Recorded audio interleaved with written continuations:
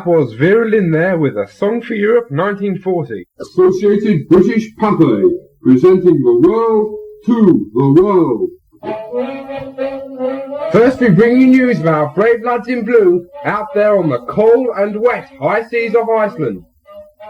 As you can see, our trawlers have been giving those dirty, nasty foreigners what for out there in the North Atlantic. And very soon now they'll be back home, and by the grace of cod, with all that fish you can eat. And now... What's the next case, please, Asher? The Crown versus Nicholson, my lad. Oh, very well then, but make it quick. I don't want to miss Crossroads this evening. Benny's just got the job as the new part-time brain surgeon at the motel, you know. Really, my lad. Call Brian James Nicholson. Brian James Nicholson. You are Brian James Nicholson of 25 The Cuttings, Eastbourne, Newtown, Cumbria. Oh, is that who I am then? How do you plead? Guilty, but insane. How do you mean, insane, young man? Well, my lad, I even tried suicide, I was so cut up about it. And suicide is only introverted murder, isn't it? I mean, if I'd been an extrovert, I'd have killed someone else instead, wouldn't I? Asher, is this man dead? No, my lad, he's just play acting to get attention. It's just as well for you that you're alive, young man. If you were dead, we couldn't try you. The law of habeas corpus states quite categorically that one cannot bring a stiff to trial. Who appears for the prosecution? I do, my lad. I am J. Arthur Balcock, barrister at law. My card. And when were you called to the bar, Mr. Balcock? As soon as it opened, my lad. That was in 1963. I see. And who appears for the defence? I'll do it myself if you don't mind, my lad. It's cheaper that way. Very well then, Mr. Nicholson. So be it. Proceed, Mr. Balcock. I now therefore wish to call my first witness, my lad. Here is a newsflash. Today it was announced that the IRA have threatened to shoot the entire cast of Crossroads. The police have reacted by giving instant protection to all the people involved with the series. They have been placed in a sealed container and been dropped in the middle of the Atlantic Ocean, out of harm's way. We will be bringing you more news as it arrives. Now back to the show. Thank you, Miss Berg. I wish now to call my second witness, my lad. Call William Ewart Gladstone. Call William Ewart Gladstone. Mr. Gladstone, could you tell the court, please, exactly what happened in Stratford Picture House on the night of the 10th of August, 1976? Yeah, well, there was me and my bird Doreen and Brian and Betty there, and we was all sitting on the back row, like.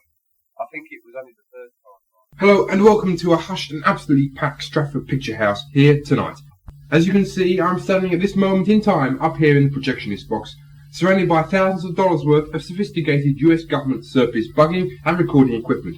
Because, tonight, we have obtained special permission from the theatre management to record just exactly what the patrons are saying and doing during the performance here tonight. So it looks like the projectionist is now ready, so we'll just now both switch on and see what happens.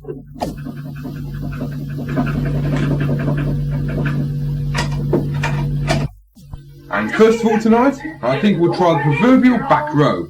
So it's back row, block C. George! George! Wake up, George! Look what that young couple are doing on the screen! It's disgusting! Yes, dear. I can see him. Honestly, just look at her, George! Dropping her clothes everywhere! Honestly, some people are really untidy! Aren't they, George? Yes, dear. And just look what they're doing now! Should be going to have a shower!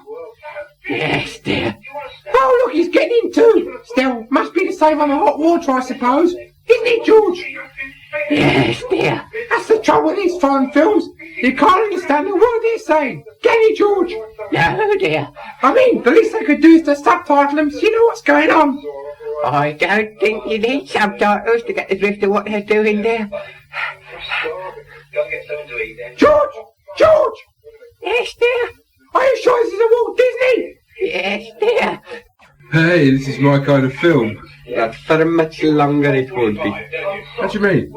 Well, something's gone wrong with the machine, isn't it? I got all the dialogue from 3 other films and all the actors mixed up together now. Yes, but... I mean, no one will notice, will they? If they're watching the film, they will, yes.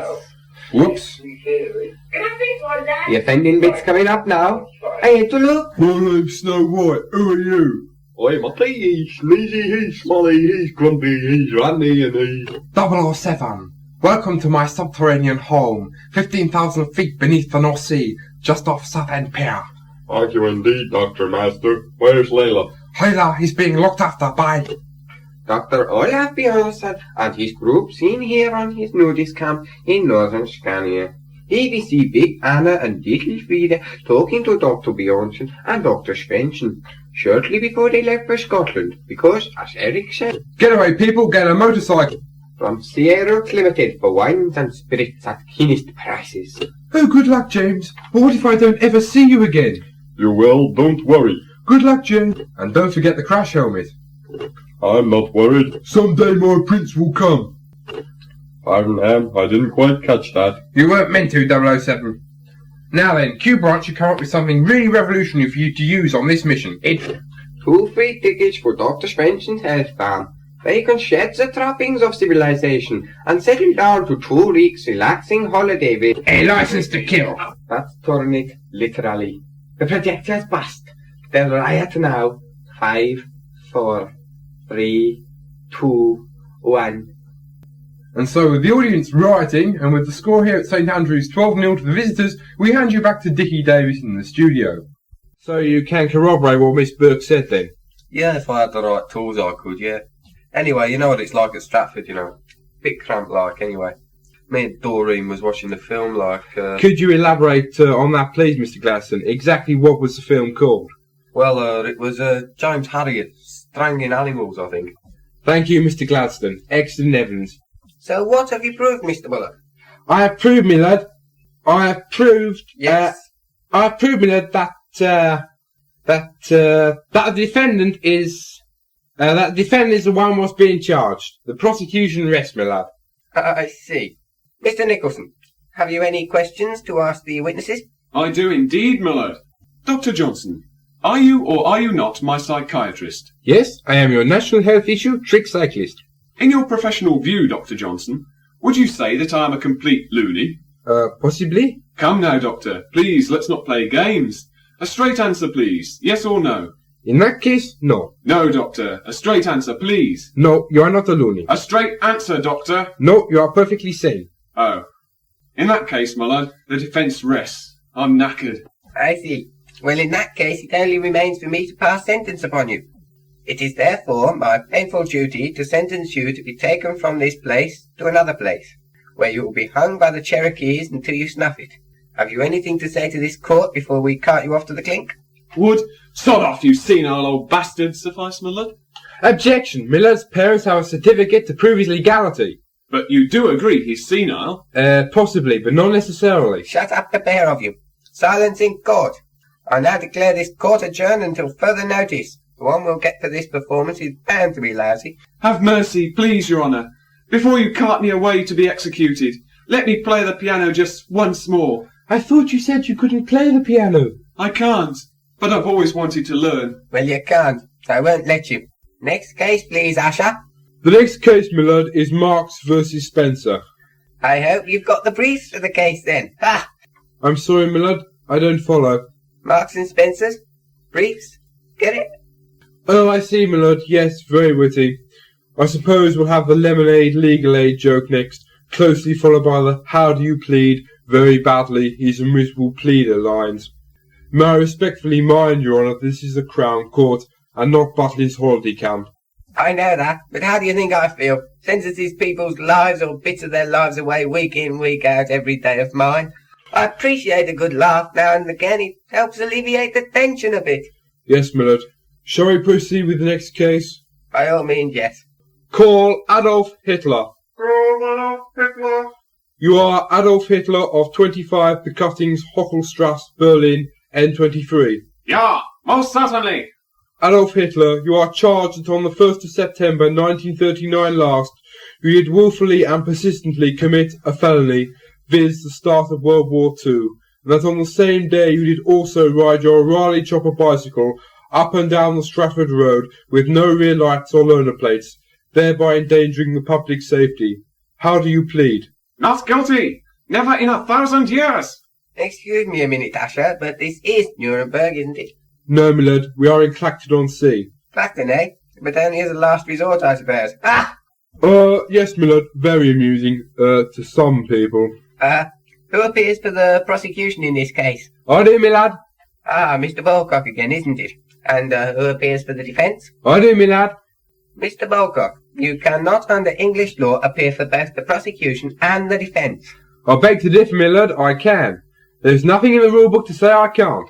There's nothing to say I can, mind you, but there's definitely nothing to say I can't. Oh, very well then. Proceed, Mr. Balcock.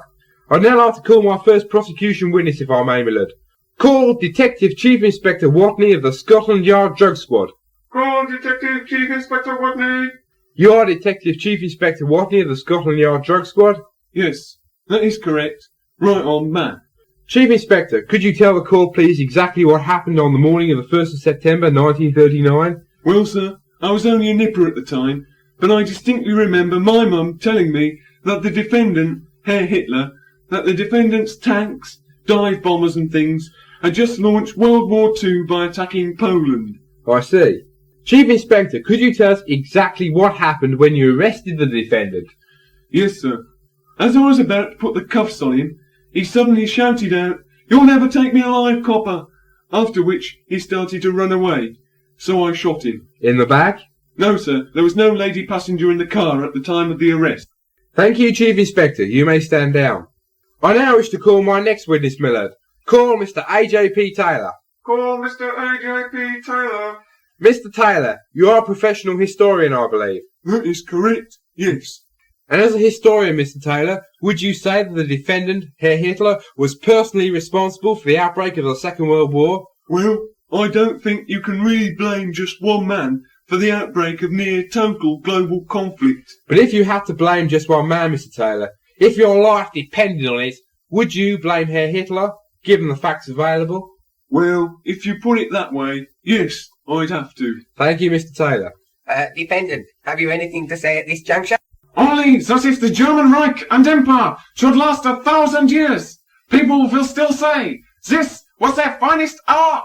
My lad, could we possibly change the defence plea to guilty but insane, with vegetable connections? No, you can't. I'm fed up with this game. I'm going home to see Crossroads.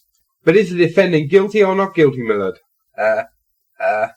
Look, do I have to decide now? Yes, my lad, you must. It is the law. Oh, very well then. Call. Heads. Heads it is. He's guilty. Give him 5 years. Yes, my lad. Adolf Hitler, this court hereby sentences you to 5 years imprisonment for your many grievous crimes against humanity and the Irish. Take him away, officer. You fools! The Bolshevik Manish is only miles away! Can't you see that? Do please be quiet, Mr. Hitler. You'll wake the neighbours. I hereby declare this court closed. Clear the courtroom, please, Mr. Habsburg. Right. Last one out gets 6 months inside. Well then, so much for justice.